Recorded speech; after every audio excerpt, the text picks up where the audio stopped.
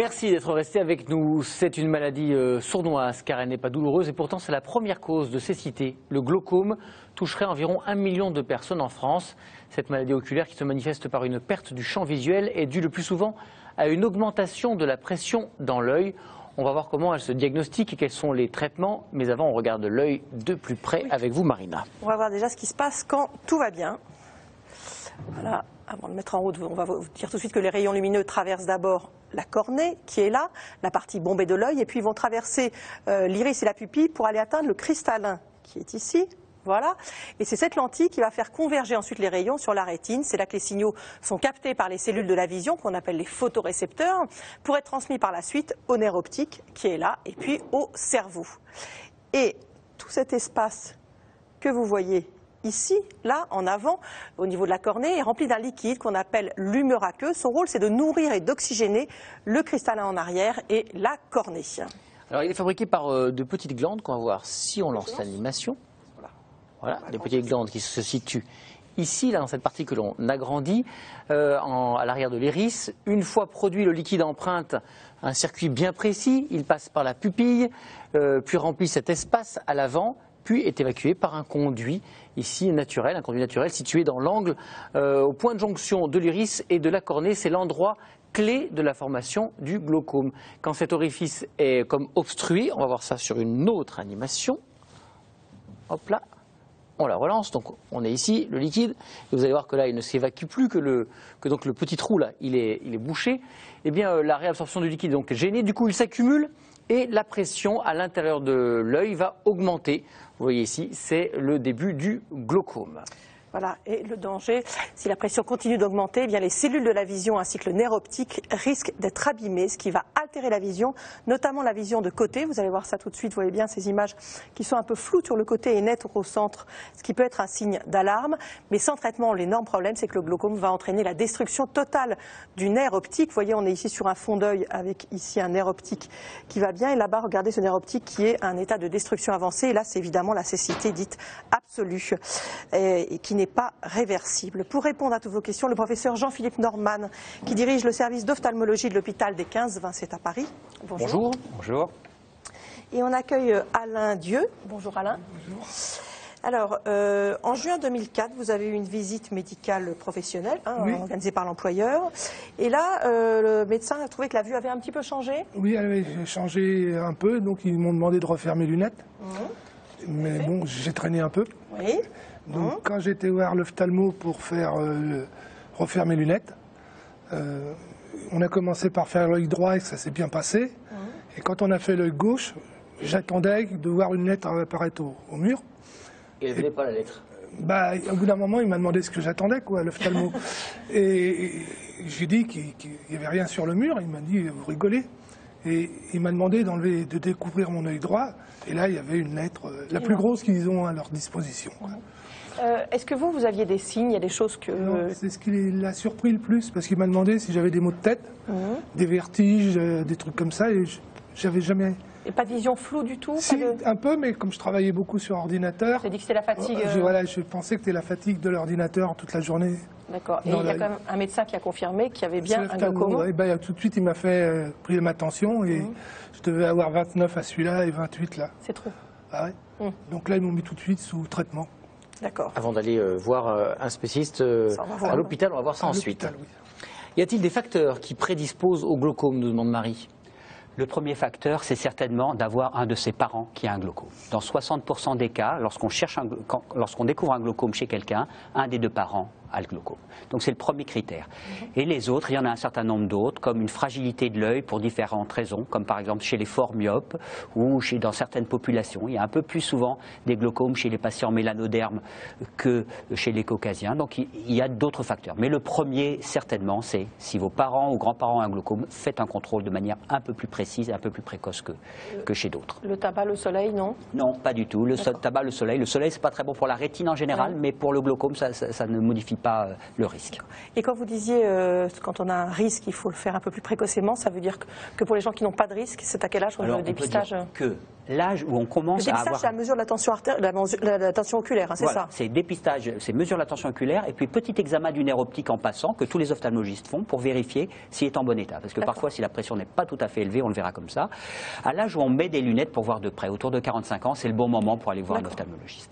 Mais si on a ses parents qui sont touchés, peut-être 5 ans auparavant. Parce que c'est une maladie finalement qui arrive au départ comme ça vers cet âge-là. Chez vous, il y a... Ma sœur qui est opérée aussi des 2 yeux. D'accord. Et on suppose que ma mère a été opérée aussi, mais on n'était pas sûr. Quand ils l'ont opérée, elle était un peu âgée. On n'est pas sûr que c'était ça. Et du coup, vous faites suivre vos filles? On leur a dit, oui, mais... D'accord. Puis j'ai aussi un frère, mais lui, il a du mal à se faire suivre. Bon, bah, celui-là, il ferait bien de se faire suivre. Voilà, s'il nous écoute, ça serait bien. Voilà, ce qu'on lui a dit, mais... À propos de pression, il y avait une question qui vient de disparaître, mais qu'on va aller rechercher, sur l'éternuement. Est-ce que le fait de se retenir d'éternuer peut causer un glaucome? Non, je ne pense pas. Il y a beaucoup de choses qui font monter la pression, comme de jouer dans une trompette, par exemple, qui a pu provoquer la même chose, mais pas à assez court terme, comme ça, quelques secondes. Oui, ça va la faire monter, mais pendant quelques secondes, ça n'a pas d'importance. Swazik nous dit qu'elle est surveillée depuis 3 ans pour une suspicion de glaucome. Elle demande ce que ça veut dire.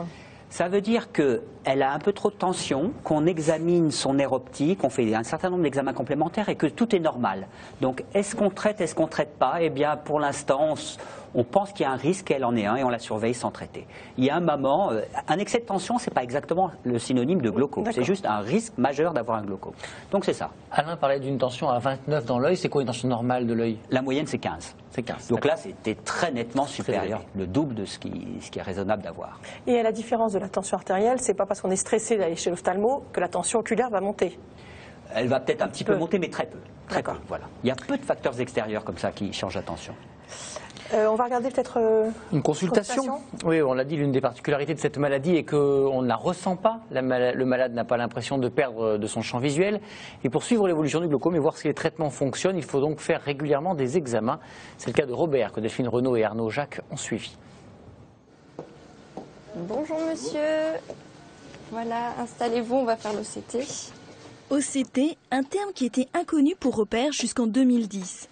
À cette époque, il découvre qu'il souffre d'un glaucome à angle ouvert.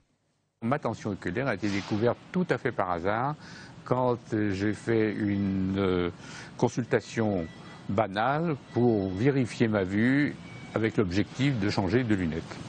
Vous regardez la lumière bleue dans l'appareil. Une lumière rouge va balayer la rétine, mais vous ne la suivez pas. Depuis, il doit faire régulièrement cet OCT, c'est-à-dire un scanner qui permet d'étudier le nerf optique. Pour compléter cet examen, Robert doit aussi tester son champ visuel. Le champ visuel, ça se pratique œil par œil. C'est pour voir, quand on fixe un point donné, tout ce qu'un œil peut percevoir. En face de vous, monsieur, est-ce que vous apercevez 4 points lumineux? Vous fixez au centre des 4 points. Et à chaque fois que vous apercevrez une petite lumière qui clignote au centre des 4 points, même si cette lumière est très très faible, vous cliquerez sur la poire. On y va.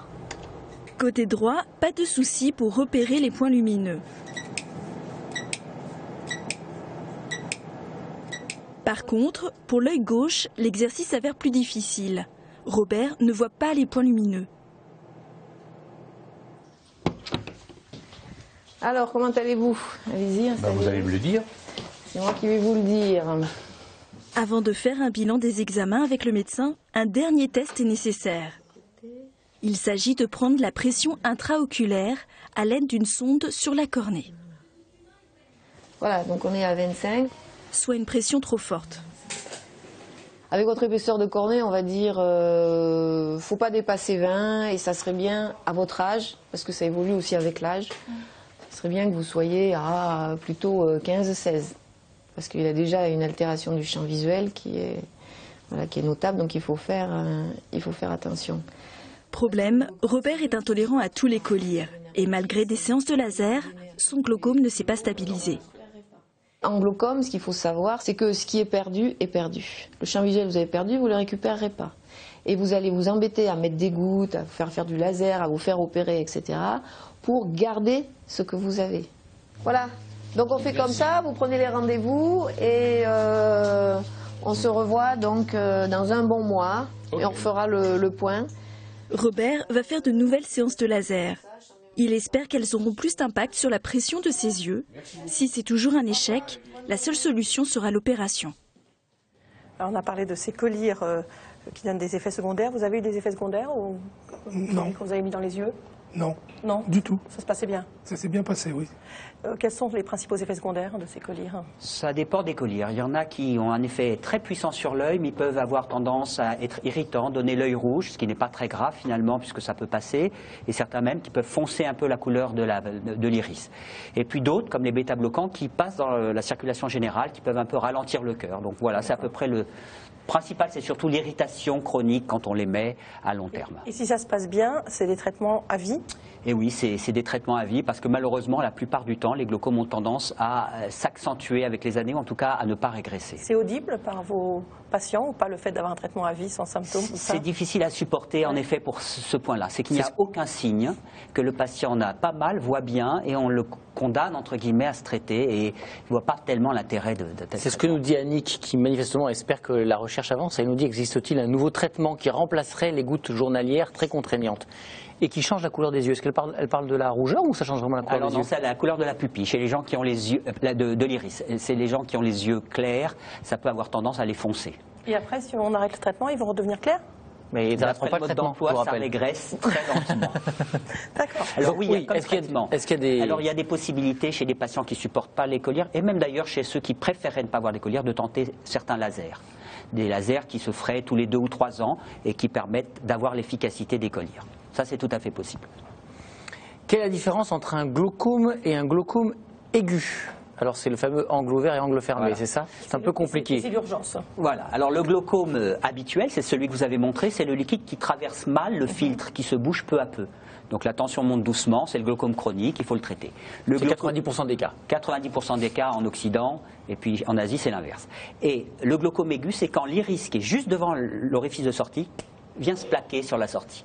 Donc la tension, elle passe de 15 à 60 en une demi-heure. Et là, c'est l'urgence absolue parce qu'on peut perdre la vue en très peu de temps. Mais c'est tellement douloureux qu'on passe pas à côté. Oui, non, ça, celui-là, on passe pas à côté. On n'arrive plus à voir clairement du tout de l'œil. On a aussi des vomissements, d'autres signes. Donc là, on passe pas à côté. J'arrive aux urgences rapidement. Voilà. Alain, quand on a commencé à vous parler chirurgie, Oui. ça vous a fait quoi? Un peu peur. Mais bon, après, quand j'ai eu le chirurgien, il m'a expliqué, ça s'est amélioré. Jusqu'à la première opération. Après la première opération, OS16. Pour le deuxième œil, ça a été impeccable. Détendu. Ah oui. Ouais. Le premier œil, on vous l'a opéré en 2005, hein, c'est ça? Oui. Comment ça s'est passé? Ben, ça a été fait. Enfin, quand ils ont décidé qu'il fallait passer à l'opération, parce qu'ils m'ont soigné au début avec des collyres, quand ils ont vu qu'il n'y avait rien qui se faisait, on a décidé l'opération. Donc quand j'étais voir le chirurgien, il m'a pris en urgence pour mon œil gauche. Ça a été sous 3 semaines, je crois, ils m'ont trouvé un créneau d'opération. Et combien de temps d'hospitalisation? Oh, je suis rentré à 10h30 et je suis ressorti le lendemain matin. Ah oui, rapide. C'est très rapide, oui. D'accord. Alors on va voir comment ça se passe peut-être dans un... Oui, effectivement, sujet. quand les collyres ne sont plus efficaces, l'un des recours pour faire baisser la pression intraoculaire et stopper l'évolution du glaucome, c'est l'opération. Delphine Renaud et Arnaud Jacques ont suivi cette intervention. Attention, il s'agit d'images de chirurgie. Cette patiente de 82 ans souffre d'un glaucome. Les collyres n'ayant plus d'effet, elle doit se faire opérer.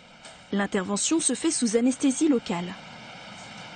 Je vais pratiquer une trabéculectomie, c'est-à-dire je vais créer une ouverture, un court-circuit pour permettre à l'humeur aqueuse de sortir de l'œil et de venir sous la conjonctive. Parce que cette patiente présente un glaucome à pression normale avec une menace centrale sur son œil et j'essaie d'abaisser la pression de façon extrêmement importante. Madame Saunier, ne remuez pas la tête, madame. Essayez de ne pas bouger. Pour pratiquer l'ouverture de la conjonctive, le médecin fait un point dans la cornée à l'aide d'un fil, afin de voir la partie de l'œil qu'il va opérer. Bon, c'est bien. Puis, le médecin dissèque la conjonctive composée de 2 membranes. Un geste très minutieux. J'essaie de respecter au maximum ces membranes pendant la dissection parce qu'elles seront essentielles de façon à ce que la cicatrisation soit la plus douce possible. Si la cicatrisation est trop importante, comme c'est sous cette membrane qu'ira l'humeur aqueuse, la cicatrisation, la fibrose de la conjonctive risque de bloquer le passage. Une fois la conjonctive dégagée, le médecin peut pratiquer la dissection pour réaliser un volet scléral. Je suis maintenant en train de construire la petite porte qui va permettre au liquide, quand il va sortir de l'œil, d'arriver derrière cette porte, justement. Ça va, madame? Vous n'avez pas mal? Ne secouez pas la tête. Je fais un trou qui va permettre à l'humeur aqueuse de sortir. La chambre antérieure est maintenant ouverte. La pression de l'œil va donc diminuer. Pour éviter qu'elle ne reste très basse trop longtemps, le médecin va rapidement refermer la fameuse porte. Je remplis le globe et je vérifie que ma porte est suffisamment fermée. Je vais quand même rajouter là des points, de façon à pouvoir ensuite, en les retirant, doser convenablement le débit. Je ne vise pas directement la pression correcte à atteindre, parce qu'il y a toujours une fourchette, et je pourrais me tromper et me trouver avec une pression trop basse. Et là, je serai assez démuni. Alors que si la pression est un petit peu plus élevée que ce que je souhaite, j'ai toujours la possibilité de couper les points après au laser. Le patient est assis, c'est dans une consultation normale, c'est-à-dire très peu de temps. On coupe les points à travers la conjonctive. Dernière étape, le médecin suture la conjonctive. Puis, il vérifie son étanchéité. J'ai injecté un équivalent d'humeur aqueuse dans l'œil et je vois s'il s'écoule convenablement par le trajet que j'ai créé. Et je vois se gonfler la bulle de filtration que vous voyez ici. Et je vérifie son étanchéité. Et c'est parfait. C'est parfait. La patiente reviendra le lendemain, puis dans une semaine, afin de vérifier que le flux de l'humeur aqueuse soit suffisant et ne provoque plus de forte pression oculaire. Alors on nous demande quelles sont les complications possibles de cette chirurgie. Je crois que le principal risque, c'est qu'à long terme, le petit trou qu'on crée finisse par se reboucher. Donc ça, c'est la complication qui peut arriver quelques années après, 5 ans, 10 ans plus tard. Et c'est la raison pour laquelle on ne se précipite pas pour opérer les patients. Parce qu'on ne peut pas être certain qu'avec le temps, ça ne se rebouche pas. Puis il y a des risques immédiats qu'il y ait trop de liquide qui s'évacue, mais à ce moment-là, on le gère en général correctement, en refermant partiellement cette ouverture qui aurait été trop importante. Oui, mais justement, on ne se précipite pas. Ça veut dire qu'on peut faire du laser à tous les patients en attendant éventuellement pour faire reculer la chirurgie? En fait, c'est une idée en fonction des chances de réussite. Chez monsieur qui avait 32 de tension oculaire, le laser l'aurait fait baisser à 23, 22. Et c'est pas assez bas, il fallait 12. Donc c'était pas la peine de passer par le laser. Voilà. Chez d'autres patients, chez la plupart des autres, quand on a cet espoir-là, on peut essayer le laser en premier. Vous disiez en regardant le reportage que, ça c'est juste une petite technique opératoire, on n'est pas obligé de faire une piqûre dans l'œil pour l'endormir. La petite technique opératoire, c'est rassurant, voilà. c'est-à-dire qu'on ne va pas forcément voir l'aiguille dans l'œil. On peut actuellement faire l'opération d'une part en ambulatoire, sans garder le patient la nuit à l'hôpital du tout, et avec un simple gel d'anesthésie, donc pas de piqûre, et le patient ne ressent absolument rien. C'est incroyable, c'est bien ça. Ouais. Est-ce que cette opération ne risque pas de diminuer la vision prématurément? Non, pratiquement pas. Malheureusement, dans les cas où les glaucomes sont extrêmement avancés et qu'on l'a fait quand même, parfois les patients se demandent si c'est pas ça qui a provoqué la petite aggravation supplémentaire, mais en réalité non. Alors vous avez été opéré de l'œil droit ensuite quelques semaines plus tard? Non, 3 mois après. 3 mois après? Oui. Aujourd'hui, quel est le résultat? J'ai plus de traitement, j'ai rien, et puis... Tension normale? 12, ouais. Je suis contrôlé tous les ans. Je vais à l'hôpital qui m'a opéré, et tous les 6 mois, je vais voir l'ophtalmologique aussi pour juste un contrôle de tension. Est-ce que vous avez récupéré de la vision? Au départ, ça c'est une toute petite amélioration, je dis bien toute petite, et depuis ça bouge plus, quoi. Et je ne perds plus rien. Oui, voilà. C'est l'objectif de l'opération. On ne regagne pas de la vision. L'objectif, c'est de stabiliser la situation. Dans quelques cas, comme monsieur, quand la tension était très élevée, le fait de la faire baisser permet une petite récupération, mais seulement partielle. D'où l'importance de ce dépistage pour Absolument. éviter de léser le nerf optique. J'ai été opéré des 2 yeux pour un glaucome en 94. Est-ce que je peux être opéré sans souci de la cataracte? Oui, il n'y a aucun problème pour opérer la cataracte. D'ailleurs, on ne rentre pas du tout dans l'œil de la même façon que la région dans laquelle on opère le glaucome, donc il n'y a pas de risque. En cas de glaucome sévère, les cellules souches peuvent-elles aider à régénérer le nerf optique, demande Lydie? Ouais, une bonne idée. Les fameuses cellules Mais souches. oui, mais malheureusement, c'est assez compliqué parce que le nerf optique va de l'œil jusqu'au cerveau Et donc, avant que les cellules souches permettent de faire cette connexion si longue, de plusieurs centimètres, et d'aller se connecter au cerveau, il y a encore beaucoup de recherches à faire. Oui, mais dans la rétine, c'est possible. La partie lésée, c'est la partie qui est au niveau de la rétine. Oui, mais la cellule lésée, elle-même, elle a son axone, Oui. c'est-à-dire la partie, la fibre qui va se connecter. Il y a 800 000 fibres au niveau de l'œil. Chacune a à peu près 10 000 connexions particulières au cerveau. Donc, comme l'a dit quelqu'un, ça fait beaucoup de soudure, comme l'a dit. Céline demande si c'est vrai que le cannabis soigne le glaucome. Alors le cannabis, en effet, fait baisser la pression oculaire. Mais de fait, il fait aussi baisser la pression artérielle de la même façon. Donc en termes d'intérêt pour le glaucome, nous on cherche quelque chose qui n'a qu'un effet sur l'œil et pas d'effet sur l'organisme en général. Ce qui fait que ça n'est pas faux, techniquement parlant, mais sur le plan médical, ça n'a pas réellement d'intérêt. Et on n'a pas créé un médicament à base de cannabis en gouttes mais malheureusement, il se trouve que le cannabis se dissout mal dans l'eau. Alors c'est une sorte d'huile minérale qui pique beaucoup. Et finalement, personne n'est tellement intéressé par l'huile de cannabis en collyre. La chimiothérapie peut-elle favoriser l'apparition d'un glaucome, demande Magali? Je ne pense pas directement, mais quelqu'un qui a une prédisposition à un glaucome, qui va le développer, une fragilité générale de l'organisme à travers la chimiothérapie, peut avoir tendance à le faire passer du stade de pré-glaucome à glaucome. Mais ce n'est pas la chimiothérapie qui en est responsable directement. J'ai 20 ans et j'ai un glaucome. Est-ce qu'il y a une solution? D'abord, comment on explique à 20 ans un glaucome? Alors, il y a quelques formes. Il y en a même chez le tout petit, mais il y a quelques formes de ce qu'on appelle le glaucome juvénile. Oui. Et à ce moment-là, souvent, on réalise une intervention chirurgicale. Et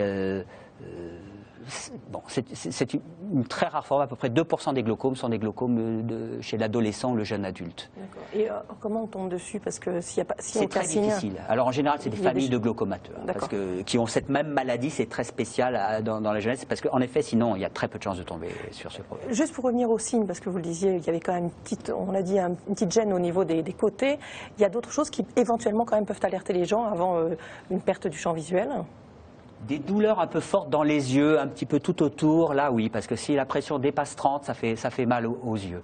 Mais sinon, il y a malheureusement très peu de signes, et même les troubles visuels qu'a ressenti monsieur, ça correspond à un glaucome déjà avancé, parce qu'on n'est vraiment gêné que devant soi. Et ce qui est frappant dans ce que dit monsieur, et c'est vraiment le cas, c'est qu'on fait assez rarement des petits tests pour voir ce qu'on voit. Et là, c'est à l'occasion, par hasard, alors que ça faisait longtemps que vous ne voyiez pas d'un œil, qu'on s'en est rendu compte. Ça veut dire que l'œil d'Alain, l'œil qui marchait, a compensé systématiquement tout. Vous n'avez aucune alerte? Non, non. Vous vous rendez compte de rien? Non, juste quand j'étais chez l'ophtalmo et qu'il a fallu que je lise. Sinon, rien. Guillaume nous dit, j'ai beaucoup de corps flottants du vitré dans l'œil, ces petites mouches qu'on voit flotter parfois. Est-ce un risque? Non, absolument pas. C'est des petites impuretés dans le corps vitré, il n'y a rien à faire. Il faut vivre avec et les oublier, et du coup, on y pense moins et tout va mieux. Le fait d'en parler, là, je suis en train de voir les yeux. Martine a été opérée lundi dernier, donc ça fait une semaine. Sa vue est toujours très trouble. Au bout de combien de temps est-ce qu'elle va revenir? Ouais, c'est tout à fait normal d'avoir la vue trouble après une intervention, parce que la pression étant très basse juste après, l'œil est irrégulier. On peut dire qu'environ 15 jours plus tard, les choses s'améliorent, et au bout d'un mois, c'est stabilisé. Si l'ophtalmologiste a dit que tout allait bien, il ne faut pas s'inquiéter d'une mauvaise vision dans la semaine qui suit une intervention. Pas de souci, Martine. Il a fallu quelques jours pour que ça se... Oui, un petit peu, mais pas énorme. Vous êtes très content de l'opération, de toute façon. Donc... ouais, moi, non, c'était... C'était parfait. Ouais. Ah bah oui. D'accord. Dernière chose, que faire en cas de glaucome temporaire en raison de la prise d'un médicament? Essayer d'arrêter le médicament. Le principal qui est responsable de ça, c'est les corticoïdes, qui, s'ils sont donnés, peuvent faire monter la pression oculaire. Donc dès qu'on voit ça, il faut les arrêter. C'est un glaucome temporaire ou c'est une augmentation de la pression temporaire? Non, c'est une augmentation de la pression temporaire. Parce que le glaucome, c'est comme ça, la rétine. Exactement. Le glaucome, lui, malheureusement, c'est définitif, mais il y a de temps en temps des médicaments qui font monter la pression, donc il faut les arrêter tout de suite et attendre et voir si la pression retombe ou pas. Donc on appelle son médecin, on lui en parle tout de suite. Voilà. Merci beaucoup d'être venu. Merci monsieur. Demain, dans le docteur, on répondra à toutes vos questions sur l'insomnie. Il va y avoir des téléspectateurs, ça c'est sûr. Malheureusement pour vous, voilà. Et on se retrouve évidemment demain, même heure, même chaîne. Bon après-midi. Bon après-midi à tous.